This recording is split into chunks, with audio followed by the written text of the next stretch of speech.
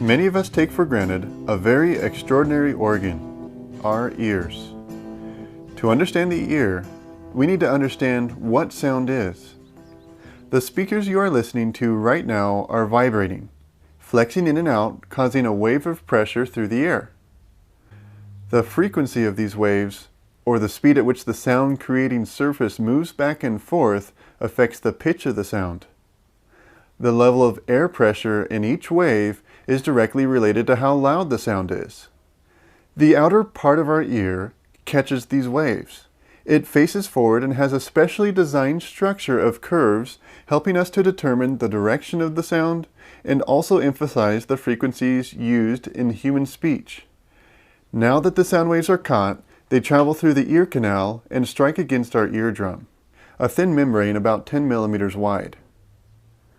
Now that we receive the sound, the middle ear transfers this energy.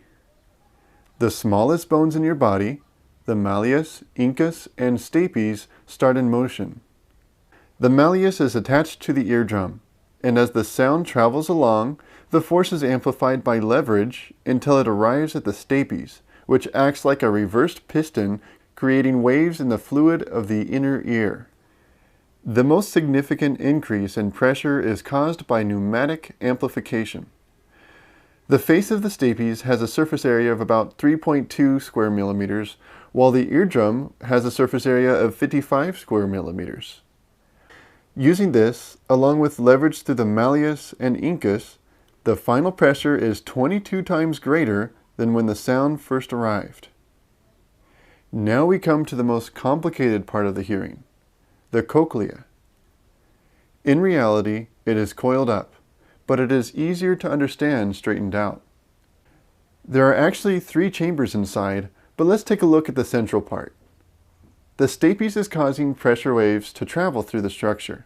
Along the inside wall is about 20 to 30,000 reed-like fibers. As the waves move along, they encounter fibers with the correct resonant frequency and energy is released. These fibers aren't actually what give us the signal that we heard something. There is a special structure next to these fibers containing hair cells. When the fibers resonate, they cause the hair cells to move, which then sends an electrical impulse to the cochlear nerve and onto the brain. Certain pitches of sound will resonate in specific locations, and louder sounds will cause more hair cells to move. Our brain interprets all this raw data, making it possible to enjoy things like music or an engaging conversation. Just to think that all of this is happening in your head right now at full speed. This is just one of the amazing systems found in the human body that go far beyond our humble human understanding.